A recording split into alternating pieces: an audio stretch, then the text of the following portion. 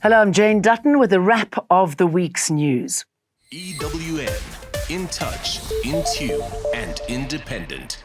Guns remain the most frequently used instrument for murder, as they are responsible for almost half of all killings during the first 3 months of this year. Between the 1st of January and the 31st of March, 5,727 people were murdered across the country, with guns being used in more than 2,500 incidents. We will be going down to community level policing, where there is indiscriminate use of firearms on a daily basis, in some cases, where people get murdered without any cause on a continued basis. We will be confronting what is normally called hotspots, which have become characteristic of criminality in the country. That includes places that are generally taken for granted now, that they are killing fields in different provinces, especially in the Western Cape, in Gauteng, in KZN, and of course, in the Eastern Cape. About 300 miners are reportedly trapped underground at Sibanye Stillwater's Kloofs mine in Western area, Johannesburg. The National Union of Mine Workers said the miners have been beneath the surface since an object fell into the shaft on Thursday. There are no reports of injuries or deaths, but the union says the miners have no access to food and water and is concerned about their safety.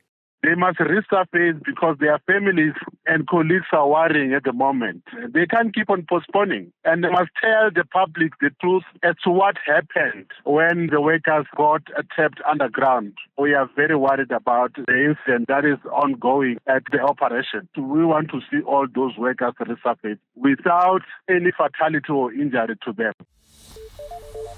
Emergency teams are still on site where cleanup operations have started at the scene of an accident in Worcester. 5 people have died after a long-distance taxi travelling from the Eastern Cape to Hermanus collided with a truck on the R60. Charges against former Cape Town MMC for Human Settlements, Malusi Boy, and 10 others have been withdrawn. They were part of more than 30 accused linked to the billion-rand tender fraud in the city's Human Settlements Directorate during Boy's tenure. Boy, who has always maintained his innocence, has told reporters that he's relieved to be free of this case. I'm relieved because I've maintained my innocence throughout, but I also want to thank my 84-year-old mother, my family, my partner who have supported me unwaveringly, and also my friends who have been there for me from day one, who believed in my innocence. So I'm very thankful to them. And I appreciate the support that they've given me throughout. And I'll be going home now to start my new life. The door to the White House is open. Trade talks will commence. And Cyril Ramaphosa has pushed back after his extraordinary meeting with US President Donald Trump in Washington, D.C. on Wednesday. Here's what happened. We were able to, in discussing all that, want to confirm that there will continue to be engagement between South Africa and the United States officials, particularly the trade and industry level, to deal with the package of issues that we had tabled that have to do with trade and investment. So I was rather pleased that there's a firm agreement and undertaking that we are going to continue engaging. So there's no disengagement. For us, that was one of the key outcomes that we had wanted. Former Business Unity South Africa head Bonang Mohale says Ramaphosa and his delegation could have done a better job explaining themselves to the United States. And now we want to convince somebody who clearly has made his mind. His problem is the US of A, not here at home in our shores. So we are just collateral. We should have been, I think, concise, precise, and clear as daylight. That's what we needed. South Africans are still mulling over the budget, which was presented for a third time in the National Assembly on Wednesday. Finance Minister Enoch Godongwana announced an alarming debt figure. South Africa's fiscal debt is expected to peak at 77% to GDP this year as the government continues to battle to get public debt under control. Debt service costs remain high, amounting to more than 1.3 trillion over the next 3 years. Put differently, this means in the year 2025-26 alone, we are spending around 1.2 billion per day to service our debt. We must agree this is not acceptable. The Automobile Association has slammed a new fuel levy hike, warning that the move will drive up transport costs, push food prices higher, and place more pressure on already struggling households. From the 4th of next month, the general fuel levy goes up by 16 cents a litre for petrol and 15 cents for diesel, marking the first increase in 3 years. The group warns that lower-income households who spend a larger share of their income on transport will be hardest hit.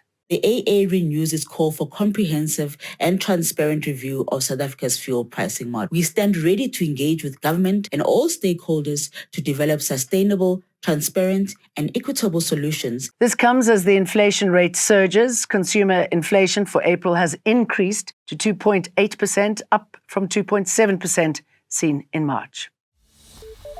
Now, the mother of a 14-year-old girl assaulted by her peers says she doesn't want an out-of-court settlement. Instead, she said she wants to see the court process finalized. 7 girls aged between 14 and 17 were arrested on Monday after video footage of the violent attack went viral. They made their second court appearance on Wednesday. Under the Child Justice Act, children under the age of 14 are presumed not to have criminal capacity, meaning they're not automatically held responsible for criminal acts. But prosecutors believe there's evidence to challenge that presumption and have asked the court to test whether at least 2 of the girls understood the gravity of what they were doing.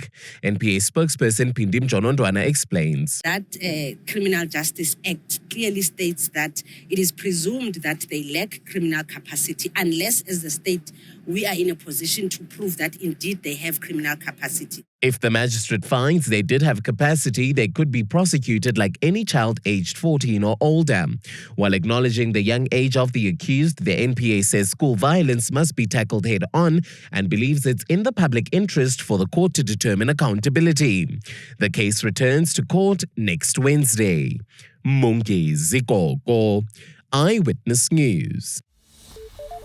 The cold front hit South Africa on Tuesday with temperatures dropping dramatically across the country. Snow also fell on Lesotho and the Free State, and parts of KZN and the Eastern Cape also saw light snowfall.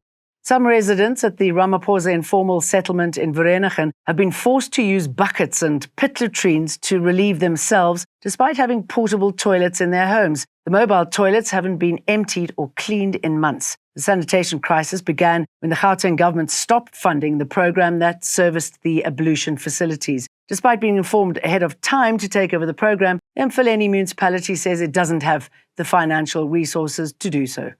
They're supposed to clean it once a week, every time once a week, sometimes twice a week, because it's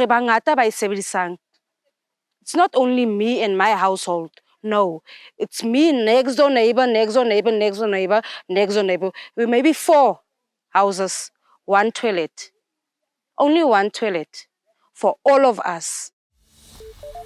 We celebrated bees this week, as we should. The world's main pollinators have evolved little pollen pouches to carry as much pollen back to their hives. There are more than 200,000 pollinating species, yet the humble honeybee remains the most efficient. Bees are important for pollination as they help flowers, fruit-bearing trees, and certain vegetables to reproduce. So small, so powerful for our environment. The big threat is the destruction of natural vegetation. Their food sources are being threatened, and that is due to development, agriculture, clearing of a lot of land for agriculture. Thanks for watching. See you again on Monday. EWN, in touch, in tune, and independent.